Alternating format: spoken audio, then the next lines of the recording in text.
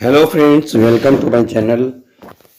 History के series को आगे बढ़ाते हुए हम लोग हड़प्पा सभ्यता देख रहे थे और हड़प्पा सभ्यता में सिंधु, ये मोहनजोदड़ो के बारे में और हड़प्पा के बारे में हम लोग ऑलरेडी देख चुके थे। आज हम लोग देखेंगे कालीबंगा, यानी कि कालीबंगा काले रंग की चूड़ियाँ। कालीबंगा में जूते हुए खेत के साक्ष्य प्राप्त हुए हैं। यहाँ से किस तरह का क्वेश्चन पूछा जाता है मैं पहले बता दूं। जैसे कालीबंगा है, कालीबंगा से क्या मिला है और यहाँ किस चीज़ की प्रधानता पाई जाती है, इन तमाम चीज़ों के बारे में यहाँ से क्वेश्चन पूछा जाता है। तो जैसे देखिए, कालीबंगा में जूते हुए खेत के साक्ष्य प्राप्त हुए हैं। ये आपको डायरेक्ट क्वेश्चन पूछ देगा कि जूते हुए खेत के साक्ष्य कहाँ से प्राप्त हुए हैं, तो इसका राइट आंसर आपको कालीबंगा करना है। और जहाँ दो अलग अलग फसलें उगाई जाती थी, यहाँ पर जल निकास प्रणाली का अभाव मिलता था, यानी कि सिंधु घाटी का वैसा स्थल जहाँ जल निकास प्रणाली का अभाव मिलता था वो कालीबंगा ही होगा। उसके बाद युगल सावधान का प्रमाण मिला है, यानी कि आपको क्वेश्चन डायरेक्ट इसी तरह देगा कि सिंधु घाटी सभ्यता के किस स्थान से युगल सावधान का प्रमाण मिला है, तो भी इसका आंसर क्या होगा, कालीबंगा होगा। उसके बाद देखिएगा, यहाँ के मकान में एक पल्ले वाला दरवाज़ा लगा है, एक पल्ले वाला। अभी भी जैसे एक पल्ले वाला दरवाज़ा लगा था, सिंधु घाटी सभ्यता का कालीबंगा एक ऐसा क्षेत्र था जहाँ पर एक पल्ले वाला दरवाज़ा लगता था। उसके बाद कालीबंगा में अलंकृत ईंट एवं अग्नि कुंड भी प्राप्त हुए हैं। उसके बाद देखिए, लोथल बहुत ही इम्पॉर्टेंट है। लोथल, इसे लघु हड़प्पा या लघु मोहनजोदड़ो भी कहा जाता था। वेरी वेरी इंपॉर्टेंट कि सिंधु घाटी सभ्यता के किस स्थल को लघु हड़प्पा या लघु मोहनजोदड़ो कहा जाता था, तो राइट आंसर होगा लोथल। और ये से सबसे अधिक क्वेश्चन पूछा जाता था क्या, कि हड़प्पा का कौन सा नगर था जो पत्तन नगर कहलाता था, यानी बंदरगाह नगर कहलाता था। ये है आपका लोथल, यानी यह हड़प्पाकालीन बंदरगाह नगर था। लोथल में चावल उपजाने के अवशेष 1800 ईस्वी पूर्व पाए गए हैं। यहाँ से अन्न पीसने की चक्की, युगल सावधान के साक्ष्य, फारस की मोहरें, नाव के साक्ष्य, अग्नि वेदी के प्रमाण, हाथी दांत के का पैमाना आदि भी प्राप्त हुआ। इन तमाम चीज़ों का आप शॉर्ट नोट्स जरूर बना लीजिएगा।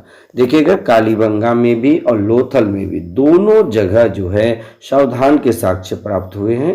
ये भी कॉमन क्वेश्चन आप जरूरी नोट कर लीजिएगा। लोथल में एक चित्रित मृदुभांड मिला है जो पंचतंत्र की कहानी चालाक लोमड़ी की याद दिलाता है, यानी पंचतंत्र में चालाक लोमड़ी की जो है कहानी है उसका याद दिलाता है। ये लोथल में एक चित्रित मृदुभांड मिला है। चित्रित मृदुभांड कहाँ से मिला है, तो लोथल से मिला है दोस्तों। चलिए, उसके बाद हम लोग बात करते हैं, अगला स्थल है चान्होद्रो।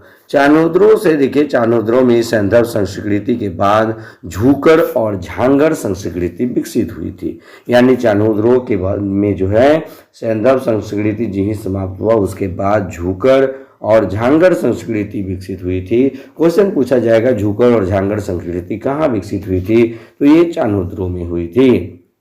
मनके बनाने का कारखाना, लिपस्टिक, एक ईंट पर बिल्ली का पीछा करते हुए कुत्ते के पैरों के निशान, गुड़िया बनाने का कारखाना, ये आप शॉर्ट नोट्स में जरूर बना लीजिएगा, यानी ये तमाम चीज़ें चान्होद्रो में मिली है। उसके बाद रंगपुर देखिएगा, यह गुजरात के मादर नदी के तट पर अवस्थित है। रंगपुर कहाँ है, तो ये गुजरात के मादर नदी के तट पर है। यहाँ पर धान की भूसी के का साक्ष्य एवं कच्ची ईंटों का दुर्ग मिला है। ये क्वेश्चन बहुत बार पूछा गया है कि धान की भूसी का साक्ष्य और कच्ची ईंटों का दुर्ग कहाँ मिला है, राइट आंसर हो जाएगा रंगपुर। और धौलावीरा, धौलावीरा में देखिएगा, धौलावीरा गुजरात के कच्छ के रण के कादिर द्वीप पर स्थित है। बहुत इंपॉर्टेंट कि पूछेगा कि कादिर द्वीप पर कौन स्थित है, तो धौलावीरा स्थित है।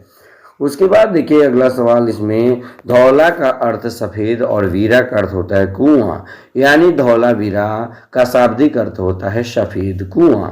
उसके बाद इस नगर को 3 भागों दुर्ग, मध्यनगर एवं निचला नगर में विभाजित किया गया था। यानी कि धौलावीरा को 3 भागों में विभाजित किया गया था। यह भारत में सिंधु सभ्यता का दूसरा सबसे बड़ा नगर है। ये दूसरा सबसे बड़ा नगर है, पहला मोहनजोदड़ो। उसके बाद हड़प्पा सभ्यता का एकमात्र क्रीड़ागार यहाँ से प्राप्त हुआ है। इसके अलावे नेवलेक के पत्थर की मूर्ति भी पाई गई है। कहाँ से? तो आपका धौलावीरा से। इस नगर में जल प्रबंधन एवं संरक्षण व्यवस्था पाई गई थी। धौलावीरा में गिरा हुआ एक बड़ा उत्कीर्ण लेख, संभवतः गिरा हुआ साइन बोर्ड, मुख्य प्रवेश द्वार के पास मिला है। ये अति महत्वपूर्ण, आप इसे शॉर्ट नोट्स बना ही लीजिएगा। कराची के समीप अल्लादीनो स्थल का क्षेत्रफल का भाग 5 हेक्टेयर था। हड़प्पा सभ्यता में सर्वाधिक प्रचलित लाल पर काला रंग वाला मृदभांड अल्लादीनों से प्राप्त कुल मृदभांड का मात्र 1% ही है। ये कहाँ? धौलावीरा के अंदर। उसके बाद हम लोग देख लेते हैं अगला सवाल। हाल ही में हरियाणा के फतेहाबाद जिले में स्थित भिरना नामक स्थल का उत्खनन किया गया है। यानी हाल ही में हरियाणा के फतेहाबाद जिले में भिरना नामक स्थल का उत्खनन किया गया है। उसके बाद राखीगढ़ी से 5, राखीगढ़ी कहाँ है? हिसार, हरियाणा में, से 5 पुरातात्विक टीले मिले हैं। यह भारत में सिंधु सभ्यता का सबसे बड़ा स्थल है जो घग्गर नदी के किनारे स्थित है। अब हम लोग सिंधु घाटी सभ्यता से कुछ महत्वपूर्ण तथ्य जान लेते हैं। शैलजा सभ्यता में लोगों को लोहे का ज्ञान नहीं था। बहुत इंपॉर्टेंट कि किस सभ्यता में या सिंधु सभ्यता में कि लोगों को किसकी जानकारी नहीं थी? तो लोहे की जानकारी नहीं थी। यद्यपि अनुमानित है कि यहाँ के लोग घोड़े से परिचित नहीं थे। यानी कि यहाँ के लोग घोड़े से भी परिचित नहीं थे, लेकिन सूटकोटदा से घोड़े की हड्डियों के साक्ष्य प्राप्त हुए हैं। ये भी याद रखिएगा, घोड़े की हड्डी के साक्ष्य कहाँ से प्राप्त हुआ है? सूर्यकोटदा से प्राप्त हुआ है। सैंधववासी लिंग मूर्ति पूजक थे, किंतु आर्य प्रकृति पूजक। सैंधव निवासी मूर्ति पूजक थे, लेकिन आर्य जो थे वो प्रकृति पूजक थे। मोहनजोदड़ो के अधिकांश निवासी भूमध्यसागरीय प्रजाति के माने जाते हैं। आपको ये पूछा जा सकता है कि मोहनजोदड़ो के निवासी किस प्रजाति के हैं? तो राइट आंसर क्या हो जाएगा? भूमध्यसागरीय प्रजाति के हैं। सैंधव वासियों के बर्तन मुख्यतः लाल या गुलाबी रंग के होते हैं।